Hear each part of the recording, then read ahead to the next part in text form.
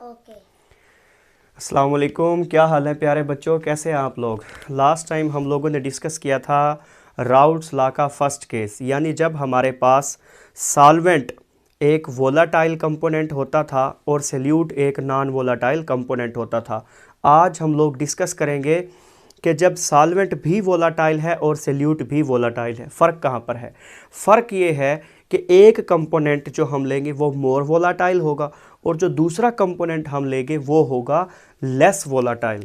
तो बच्चों देखें, हमने फर्स्ट लॉ में आपको थोड़ा सा रिकॉल करवाता हूँ। फर्स्ट केस में, सॉरी फर्स्ट लॉ नहीं, फर्स्ट केस में हम लोगों ने ये एक इक्वेशन बनाई थी कि P is equal to P not of x1, यानी कि vapour pressure of a solvent above solution is equal to the product of vapour pressure of a solvent in its pure form and its mole fraction. ये हम लोगों ने first case में discuss किया था।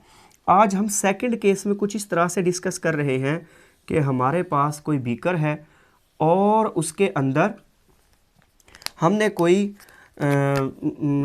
Solvent use किया हुआ है और वो जो सॉल्वेंट है, लेट मैं कहता हूँ वो कंपोनेंट ए है, और यहाँ हमारे पास जो कंपोनेंट ए है हम कहते हैं कि ये मोर वोलाटाइल है, ये मोर वोलाटाइल होगा और इसका जो बॉइलिंग पॉइंट है वो लो होगा, more volatile and low boiling point.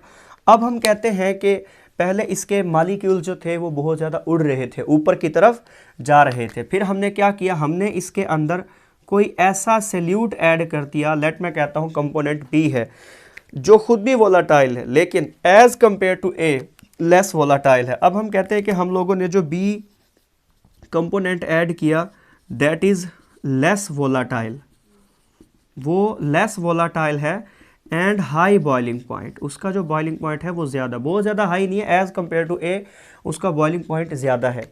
तो बच्चों देखो, जैसे ही हम इसके अंदर कंपोनेंट बी को ऐड करना शुरू करेंगे तो अभी भी वही काम होगा। क्या होगा कि इसके प्रेशर में, इसके वेपर प्रेशर में कमी आ जाएगी, lowering in the vapour pressure हो जाएगा। अकॉर्डिंग टू दिस इक्वेशन, अगर हम सिर्फ ए की बात करें, यानी अब हमारे पास दो कंपोनेंट आ गए, अगर हम सिर्फ ए की बात करें तो इस इक्वेशन के मुताबिक vapour pressure due to A component P A वो इक्वल हो जाएगा P not of A and X A, यानी कि प्योर वेपर प्रेशर ए का और उसकी मोल फ्रैक्शन।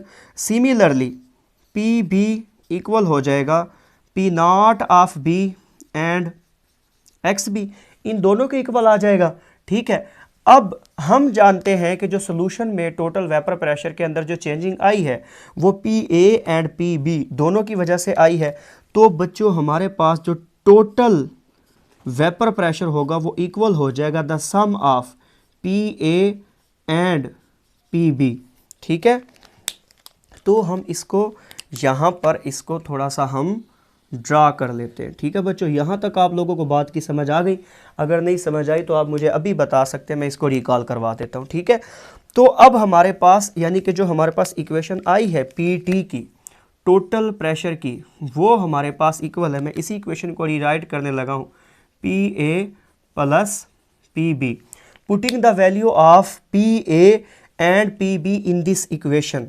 तो बच्चों पी टी हमारे पास इक्वल हो जाएगा पी ए हमारे पास है P not of A X A plus P not of B and X B. ठीक है, ये हमारे पास आ जाएगा टोटल प्रेशर। अब हम लोगों को एक बात पता है, हमने चैप्टर 9 के स्टार्ट में पढ़ी थी कि the sum of all the mole fraction is equal to unity. इस बात का मतलब क्या हुआ कि X A mole fraction of A and X B mole fraction of B, इन दोनों का जो सम है वो यूनिटी के इक्वल होता है। हम इस बात को जानते हैं। यहाँ पर बच्चों देखो, अक्सर बच्चे गलती करके आते हैं। अब हमने निकालना क्या है, हम निकालेंगे एक्स बी, यानी मोल फ्रैक्शन हम उस कंपोनेंट की निकालेंगे जो हमारे पास लेस वोलाटाइल है। बच्चे अक्सर पूछते हैं सर हम एक्स ए भी निकाल सकते हैं? एक्स ए निकाल सकते हैं, लेकिन फिर उसके लिए कंडीशंस और होंगी। इस कंडीशन में जबकि हमारे पास बी लेस वोलाटाइल है तो हम बी की ही निकालेंगे, यानी अब हम ऐसी कंडीशन ले रहे हैं कि बी लेस वोलाटाइल है और ए जो हमारे पास है वो more volatile है. When P naught of A greater than P naught of B, then we have to find XB. तो बच्चों हमारे पास XB क्या हो जाएगा, XB इक्वल हो जाएगा 1 माइनस XA. ये हमारे पास एक इक्वेशन आ गई, मोल फ्रैक्शन ऑफ XB आ गई. ठीक है, अब हमने क्या करना है, हम लोग सिंपली इसको इस इक्वेशन में पुट कर देंगे. तो putting the value of XB in this equation, बच्चों हमारे पास PT की जो वैल्यू आ जाएगी वो हो जाएगी P not of A XA plus P not of B, और XB की जगह पे हम लिख देंगे 1 माइनस XA. अब बच्चों PT टोटल प्रेशर इक्वल हो जाएगा P not of A XA plus P not of B. P not of B 1 से मल्टीप्लाई होगा, P नॉट ऑफ B आ जाएगा, minus P not of B XA से multiply होगा तो P not of B and XA. ये चीज़ हमारे पास आ जाएगी. ठीक है, अब मैं क्या करने लगा हूँ, मैं इसी इक्वेशन को रीअरेंज करने लगा हूँ. ठीक है, मैं इसी इक्वेशन को रीअरेंज वो आपकी सहूलत के लिए कर रहा हूँ. बाकी अब यूँ समझे आपका सेकंड केस परफॉर्म हो चुका है. PT, अब मैं इसे लिख रहा हूँ यहाँ पर PT total pressure, total vapour pressure equal हो जाएगा P not of A XA. देखो XA हमारे पास यहाँ पर भी आ रहा है और यहाँ पर भी आ रहा है, मैं इन दोनों टर्म्स को इसीलिए इकट्ठा लिख देता हूँ. ठीक है, परेशान नहीं होना. P not of A XA, और मैं लिख रहा हूँ ये वाली टर्म अब P minus P not of B and XA. और ये जो टर्म है इस टर्म को मैं सेपरेट लिख रहा हूँ plus P not of B. कोई मैंने मुश्किल काम नहीं किया, मैंने सिर्फ इन दो इक्वेशंस को इकट्ठा करके रख दिया. कोई इसमें बड़ी मुश्किल बात, कोई मैंने ऐसा काम नहीं किया जो आपको समझने में तंग करे, सिर्फ मैंने इनकी सेटिंग की है. अब क्यों की है, ताकि मैं XA को कॉमन ले सकूं. XA यहाँ भी है, XA यहाँ भी है. तो बच्चों मैं अब यहाँ से क्या करता हूँ, XA को ले लेता हूँ कॉमन. तो यहाँ अब मेरे पास बच जाएगा P not of A minus P not of B, और XA बच्चों XA यहाँ भी है, XA यहाँ भी है. तो जो चीज़ दोनों जगह पर है वो कॉमन आ जाएगी. यहाँ पर हमारे पास आ जाएगा XA plus P not of B. समझ आ गया? ओके, अब देखो ये जो हमारे पास इक्वेशन आई है ना, ये हमारे पास एक फाइनल इक्वेशन है. ये हमारे पास फाइनल इक्वेशन है, and this equation is called equation of straight line. This is called equation of straight line equation. This is called straight line equation. Straight line equation mathematical एक equation होती है. चले मैं आपको बता देता हूँ. देखिए हमारे पास एक इस किस्म की इक्वेशन होती है, y is equal to mx plus c. हम इस तरह की इक्वेशन को कहते हैं स्ट्रेट लाइन इक्वेशन मैथमेटिक्स में. ठीक है, तो इसमें हमारे पास y जो होता है ना वो भी वेरिएबल होता है, और जो x होता है वो भी वेरिएबल होता है.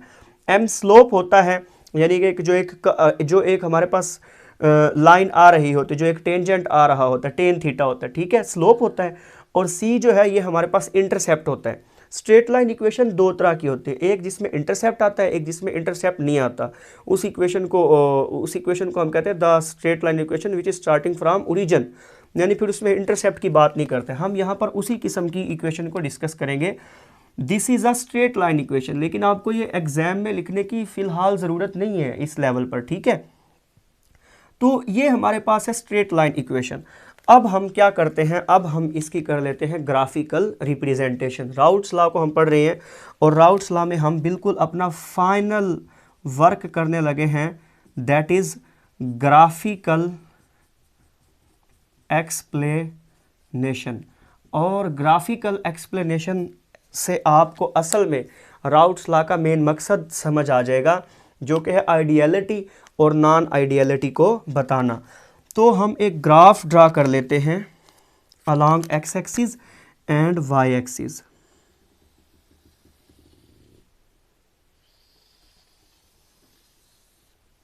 ठीक है, मैं यहाँ पर भी एक लाइन ड्रा कर देता हूँ, ये ले जी. ठीक है, देखिए हम एक्स एक्सिस पे मोल परसेंटेज लेंगे, मोल यानी कि जो हमारे पास कंसंट्रेशन है या मोल्स की जो परसेंटेज है ए कंपोनेंट की या बी कंपोनेंट की, किसी एक की ले लेंगे तो हमारे पास दोनों के रिजल्ट आ जाएंगे, क्योंकि हमें अगर किसी एक का पता चल जाए तो दूसरी का ऑटोमेटिकली पता चल जाएगा कि वो कम हो रही है या ज़्यादा। यहाँ पर हम लेते हैं मोल परसेंटेज किसकी, ए कंपोनेंट की या बी कंपोनेंट की अलोंग एक्स एक्सिस, और वाई एक्सिस के अलोंग हम ले लेते हैं वेपर प्रेशर। वाई एक्सिस के अलोंग हम लोगों ने यहाँ और यहाँ एक ही बात है, वेपर प्रेशर को लिया, और एक्स एक्सिस के अलोंग हम लोगों ने मोल परसेंटेज को लिया हुआ है। ठीक है, तो लेट मैं कहता हूँ कि जब हम लोगों ने काम स्टार्ट किया तो ए जिनको मैंने ग्रीन से रिप्रेजेंट किया था, चले मैं अब आपको ग्रीन से इसका ग्राफ बना के दिखाता हूँ। ए की जो परसेंटेज थी वो लेट मैं कहता हूँ वो 100% थी। ठीक है, अब देखो अगर ए की परसेंटेज इन द स्टार्ट 100% थी, यानी कि ए की कंसंट्रेशन 100 थी, तो वेपर प्रेशर जो सोल्यूशन पर लग रहा था वो सारे का सारा एक ही वजह से था। लेट मैं कहता हूँ कि इस तरह से वेपर प्रेशर इंक्रीज हो रहा है, तो लेट हम कहते हैं कि यहाँ पर होगा उसका वेपर प्रेशर मैक्सिमम पॉइंट, तो प्योर पी नॉट ऑफ ए यानी कि प्योर वेपर प्रेशर जो लग रहा था बिल्कुल इनिशियल पॉइंट पे वो सिर्फ और सिर्फ ए की वजह से था, तो इसका मतलब है कि ए का वेपर प्रेशर मैक्सिमम था यहाँ पे। और बी का वेपर प्रेशर, बी को मैंने ब्लू से लिया तो मैं इसे ब्लू से ही ड्रा करूंगा, बी का vapour pressure in the start, B तो था ही नहीं, तो बी का वेपर प्रेशर क्या था, 0। बी का वेपर प्रेशर यहाँ पर था, यानी कि जो पी नॉट ऑफ बी था। ठीक है, अब क्या हुआ कि वक्त गुजरने के साथ साथ हम जैसे जैसे ऐड करते गए, बी को हम ऐड करते गए, तो ए के अंदर डेफिशिएंसी आना स्टार्ट होगी। लेट हम कहते हैं कि यहाँ पे आके ए की जो कंसंट्रेशन है वो रह गई 70%, और कॉरस्पॉन्डिंगली साइमल्टेनियसली जो 70 है, और बी जो है, बी इन द स्टार्ट था 0, जैसे ये 70 हो गया तो बी की कंसंट्रेशन या बी की परसेंटेज हो जाएगी 30, और कुछ लम्हे के बाद ए की जो कंपोजिशन है, ए की जो परसेंटेज है वो हो जाएगी 50, और बी की जो परसेंटेज है वो भी हो जाएगी 50, और थोड़े टाइम बाद हम देखेंगे कि अगर ए जो है वो रह गया है, लेट मैं कहता हूँ कि वो हो गया है 20, तो बी की जो हमारे पास कंसंट्रेशन है वो हो जाएगी 80, और एट द एंड हमारे पास होगा क्या कि लेट मैं कहता हूँ यहाँ इसकी कंसंट्रेशन हो गई है हमारे पास 10, और ये जो हमारे पास बी है वो हो जाएगा 90, और एट द एंड जो ए है, ए की कंसंट्रेशन हमारे पास हो जाएगी 0, और बी की जो कंसंट्रेशन है, बी की जो परसेंटेज है वो हमारे पास हो जाएगी 100, क्योंकि एट द एंड हम जैसे जैसे हम ऐड करते जा रहे हैं तो हो क्या रहा है कि ए की मिकदार कम होती जा रही है और बी की मिकदार बढ़ती जा रही है। तो अब देखें, अगर आपको इस चीज़ की समझ आ गई तो अब आपके लिए ग्राफ समझना बड़ा आसान काम है। देखिए इन द स्टार्ट वेपर प्रेशर था सारे का सारा ए की वजह से, पी नॉट ऑफ ए की वजह से, तो ये मैक्सिमम था। फिर क्या हुआ कि जब ए की कंसंट्रेशन कम हो रही है तो इसका वेपर प्रेशर भी तो कम होगा ना, ए की वजह से लगने वाला वेपर प्रेशर। तो बच्चों वो वेपर प्रेशर आहिस्ता आहिस्ता क्या हुआ, कम होना शुरू हो गया। मैं इसे जल्दी जल्दी ड्रा कर रहा हूँ, आपसे ये बड़ा अच्छा ड्रा हो जाएगा, बहुत अच्छा इंशाल्लाह। ठीक है, ठीक है। तो देखें क्या हुआ कि जैसे जैसे 100, 70, 50, 20, 10 एंड 0 वहाँ तक जाते जाते जो पी नॉट ऑफ ए है, वेपर प्रेशर ड्यू टू ए, वो बिल्कुल 0 हो गया। और बी इन द स्टार्ट था 0। ठीक है, तो यहाँ से हम स्टार्ट करते हैं, अब बी हो गया 30, तो बी का वेपर प्रेशर आहिस्ता आहिस्ता बढ़ना शुरू हो गया और एट द एंड हम यहाँ तक पहुँचेंगे।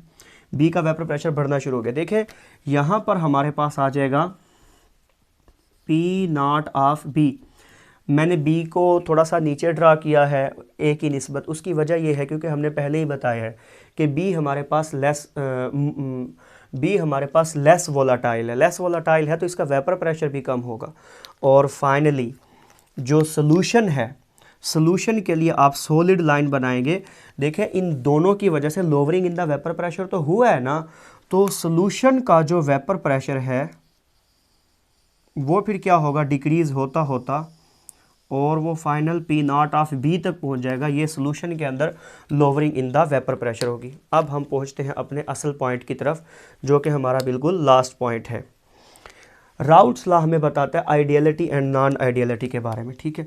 मैं किसी भी लम्हे पर इनकी कंसंट्रेशन वेपर प्रेशर को चेक करता हूँ। देख लेट हम कहते हैं कि 70 एंड 30 पर हम कोई ग्राफ ड्रा करते हैं, हम कोई पॉइंट लेते हैं, हम किसी लम्हे पर चेक करते हैं कि ए की वजह से वेपर प्रेशर क्या है, बी की वजह से क्या है और ओवरऑल सोल्यूशन का क्या है।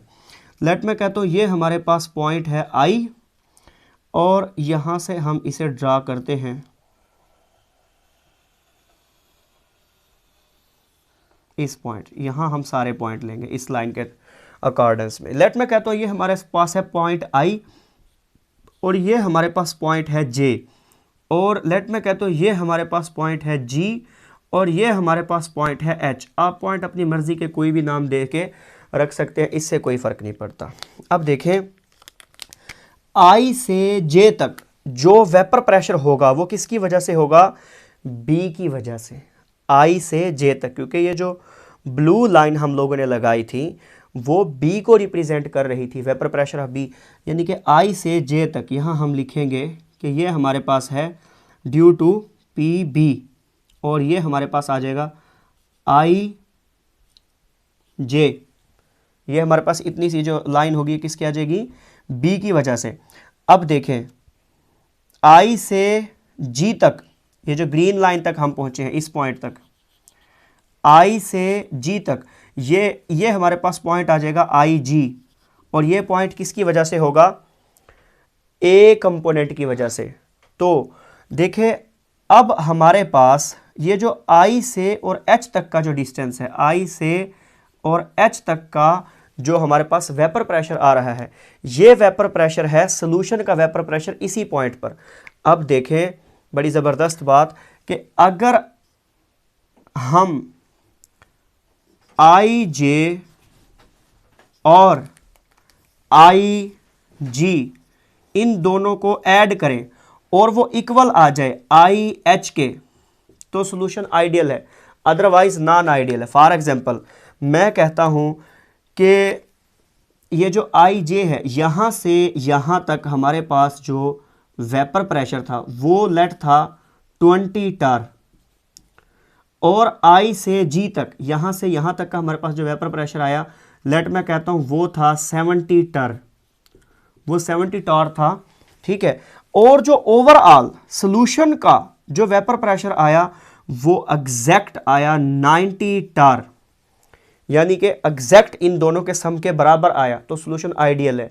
89 आए नॉन आइडियल, 91 आता तो भी नॉन आइडियल होता। आपको बात की समझ आ गई। देखें वैसे भी अगर हम ये पूरी लाइन है और ये लाइन है, इसको अगर हम यहाँ से उठा के, मैं आपको जस्ट विजुलाइज करवाने के लिए बता रहा हूँ, इसे पूरी लाइन है और ये है, अगर हम इसको उठा के इसके ऊपर रखें तो ऑलमोस्ट वही चीज़ आती है, लेकिन ऐसा आइडियल में होगा कि एग्जैक्ट वही कुछ आएगा। उम्मीद है आप लोगों को समझ आ गई होगी। मैं अगेन इसको सारा दिखा देता हूँ। यहाँ से हम लोगों ने स्टार्ट किया था, पेपर में भी आपने इसी तरह से अटैम्प्ट करके आना है, कोई वहाँ पर मिस्टेक नहीं करनी बच्चों। नॉर्मली बच्चे या तो यहाँ पर मिस्टेक करते हैं या यहाँ पर वो ए और बी में कोई कहीं ना कहीं को प्रॉब्लम कर रहे होते हैं, ग्राफ में प्रॉब्लम कर रहे होते हैं। बहुत सिंपल चीज़ है। तो बच्चों कोई आपको प्रॉब्लम आई हो तो आप मुझसे कमेंट सेक्शन में पूछ सकते हैं। ये टॉपिक लॉन्ग क्वेश्चन में आता है। MCQs ज़्यादातर इस टॉपिक से पूछे नहीं जाते, तो इसलिए मैंने MCQs को इस दफ़ा मेंशन नहीं किया। ठीक है बच्चों, अगर आपको वीडियो अच्छी लगी है तो आप लाइक करें, कमेंट करें, शेयर करें, और वीडियो अच्छी नहीं लगी तो आपकी मर्ज़ी, कोई बात नहीं। हमसे जुड़े रहें, चैनल को सब्सक्राइब कर दें। Thank you very much and अल्लाह हाफिज़।